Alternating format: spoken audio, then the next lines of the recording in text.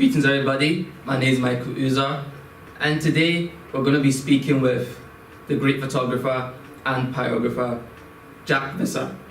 He's exhibiting at our gallery, A.Scot gallery, and I thought it would be really interesting to get him in the space and to introduce you to his work from his point of view.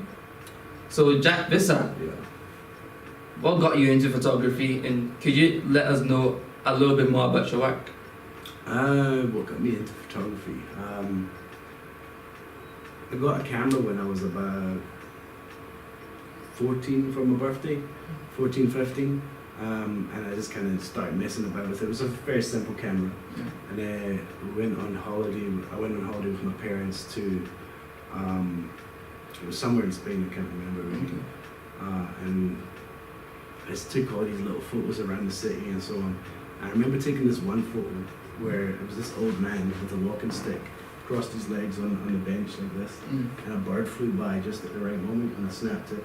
And it just looked amazing. Like, he had all this character and then there was motion, and it was just a really cool shot. And then from that shot, I was like, I need to take this up as a hobby. Yeah. So that kind of got me into photography. And then I moved into landscapes after that. Landscapes, right? Yeah. So I then moved into landscape photography. But there's only so many times that you can take photos of the same mountains, same lakes. It becomes a bit boring after a while. I mean, yeah, the weather changes and all that, but it's the same thing still. So there was this trip that I went on to the A.Scot with my friends. And I drove past this really nice field that had like orange grass and black mountains in the back. And it just looked like a cover up of an old magazine.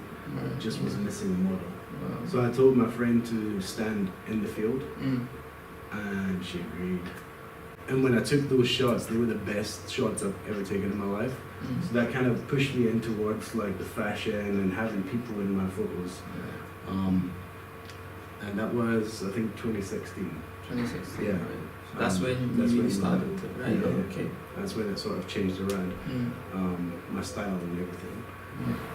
So that kind of, I then started leaning into finding models and putting them in beautiful landscapes, beautiful models, beautiful places. And that's kind of what you see here today now. It's beautiful models, beautiful places. I like that, beautiful models, beautiful places. Beautiful faces. Yeah, I like that. That's really cool. Yeah. Well, I think actually in that same year, I found my dad's pyrography tool laying around. It might have been a year before that, and I just tried to do a little bit of wood burning with that thing, just to see how it would turn out. I was rubbish at the beginning. I wasn't that good. It took a lot of practice, but yeah, it kind of became an obsession for me. I started dreaming of new techniques, like just to try and be better. It sounds weird and cliche, but that's what happened.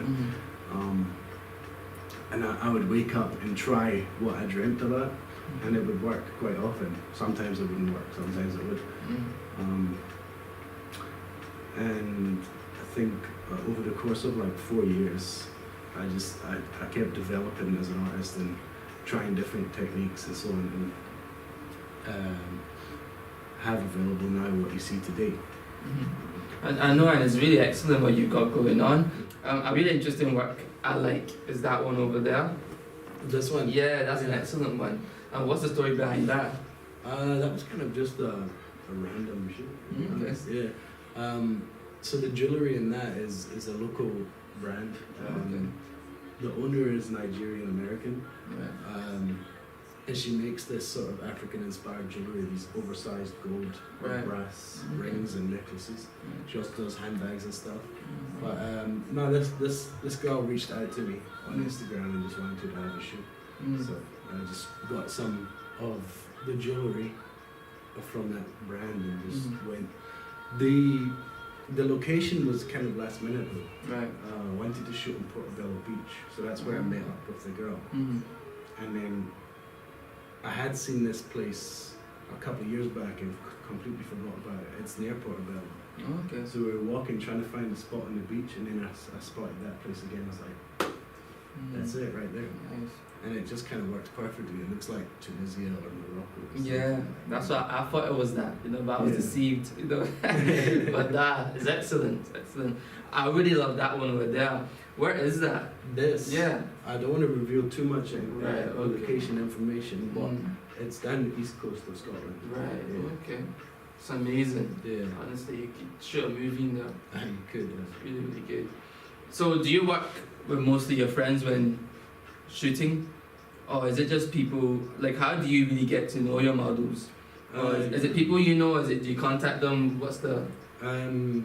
So, no, not really. I did start with my friends at first. Right. Just to get used to the camera and get used to the direct info. Right, okay. But no, most of these people, apart from this guy here, Okay. he's like my best friend, right? Yeah, okay.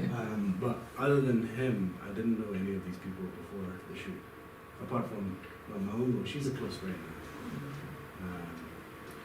But yeah, that's also just through photography.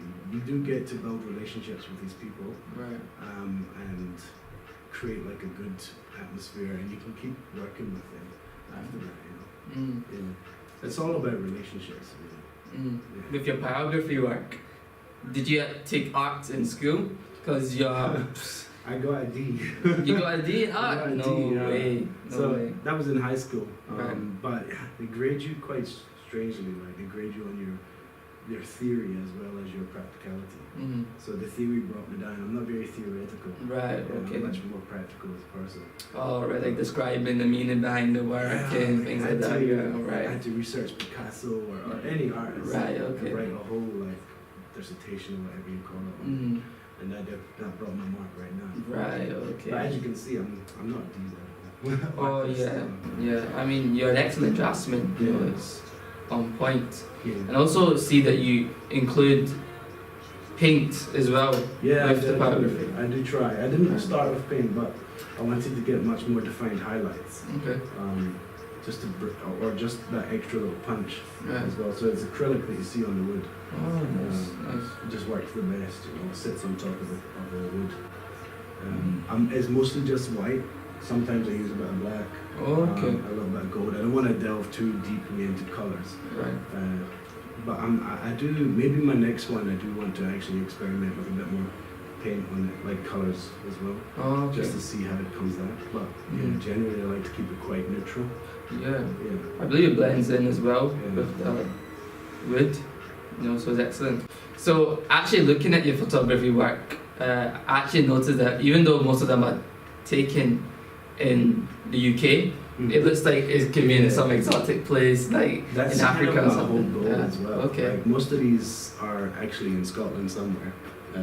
Like you'd never believe this was Edinburgh. No. You know what I mean? That one's Portugal, so that one, Yeah. yeah.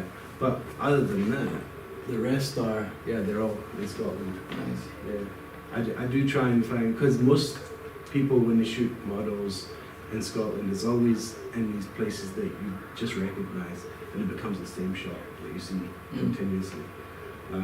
But I always try and look for something that nobody's seen. Right. Yeah. So who are your main influences then? Say? So there's this guy on Instagram called Dan Carter. He's actually based in Cape Town. Oh, okay. His photography is fantastic. Yeah. I'd say he's my main influence Yeah, for right. photography. Yeah. Okay. There's another guy called Reese Frampton. Right. He has these. I don't know if he shoots in film, but it Mhm. looks like film. Mm. But just the way his style also has influenced the way I shoot as well. Mm. So those two guys there have been my main influence for photography. Nice, nice. Yeah, definitely check those influences out. I believe it will inspire you guys too, as it inspired his work. So, what connects you with A.Scot? My heritage. Right. Yeah, I'm both South African and Scottish. Wow, So it's the definition of A.Scot, kind of. Yeah. excellent. Now you can see the accent as well. Yeah, it's a bit muddled up. You know, when I go to South Africa, people are like, "Where are you from?" Yeah. And when I come here, people are always like, "Where are you from?" Yeah. I don't know, just a universal child. Yeah, nah, that's really good, man. I believe it almost gives you your own style. Yeah. You know, your own style. And it reflects through your work as well. Yeah. So that was excellent. I really enjoyed this talk with you, Jack Yeah, Visser. yeah, for sure. definitely check out his work. We're going to be tagging him in our descriptions, and hopefully next time we'll have you here even with better work that you have right now. Yeah. Jack Visser. Yeah, hopefully. Yeah, so nice speaking to you, and we'll talk to you later. Yeah. Cheers.